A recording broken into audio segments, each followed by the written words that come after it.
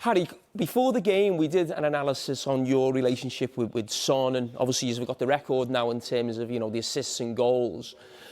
I mean, can you tell us about your role in that? Because initially, at the start of that, Son's obviously laying a lot on for you. You're a lot more maybe in the penalty box, and as your career's gone forward, you've dropping off a little bit deeper, obviously setting Son in, as we saw with, the goal at Leeds. Can you just explain how your game's evolved, please?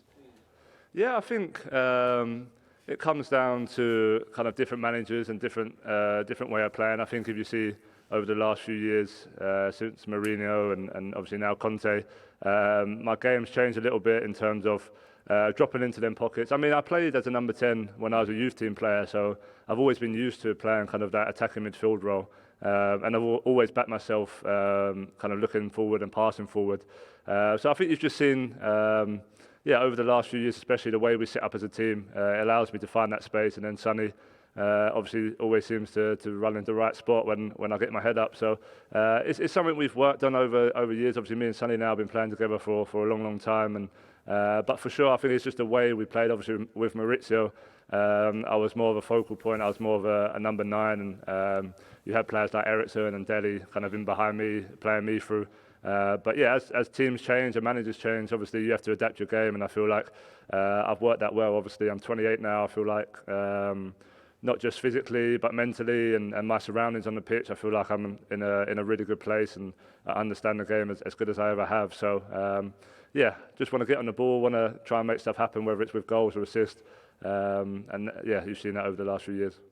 So what you're talking about there, Harry, is it more a decision from the manager that you've got who's asking you to take up those positions, or is it sort of like you're doing in terms of coming short or going to feet more because obviously your great passing ability you've got? So whose decision is it that you're playing deeper right now?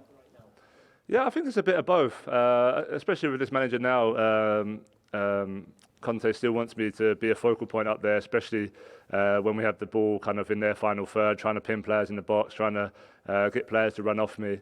But again, I think it's part of being a player, part of evolving. Sometimes you have to smell it on the pitch, you have to smell where the space is. If you're not quite getting the ball in a game, you have to maybe drop deep and try and create in different ways. Obviously, the manager will always set out his plan, and I think over the last few years, I've maybe been given a bit more of a free role in terms of being able to drop in there. But yeah, I'd say it's a bit of both. Definitely, personally, I like to just sense the game and see where the space is. Some games, like this season, you'll see me stay high the whole game if I feel like that's the right thing to do and running behind, because I still feel like that's a big part of my game. But obviously tonight there was times I could definitely drop and get the ball. My passing weren't as good today as it could have been. But like I said, overall, I think it's just me evolving as a player. Harry, I know you've got an awareness of the numbers as well. You started the night below Thierry Henry on the all-time scoring charts. You've gone above him and even threatened to catch Frank Lampard this evening. You're just ticking them off one by one. 176 now. Yeah, no, obviously, whenever I'm mentioning the names like that, obviously Thierry was one of the greatest Premier League strikers we've seen. So to go above him now is obviously a nice little milestone. And then we just keep going. Like I say, I feel like I've got plenty more years in me. So hopefully I can keep ticking off those names, keep helping the team with my goals, and then we'll see where we end up. Well, just a word on the team, Harry, before you leave us tonight. You've had us confused recently. I think Spurs as a whole. We've seen you beat Manchester City, then we see you lose against Burnley and Middlesbrough, and then put on these devastating performances against Leeds and Everton tonight. Where do you think you are as a team right now, and how far away do you think you are as a group from getting into that top 4?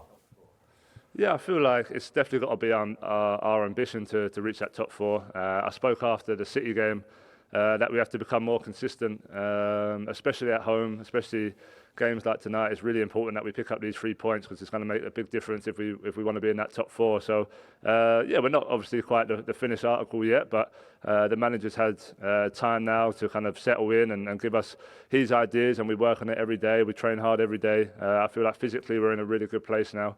And tonight was really pleasing, because a lot of the goals and a lot of the stuff we've done was what we've been working on over the last few months now. So there's no excuse from our point of view. We're in there, we're in the mix. We have to feel that pressure if we want to be a top team, you have to feel the pressure of trying to reach the Champions League, and that's what we find ourselves in. So we can't hide away from that. We need to take it forward. We need to use games like tonight to really help us with our momentum. But look, we've got a tough game on Saturday against United, but if we really want to be there, those are the games we have to step up and really show what we're about on a more consistent basis.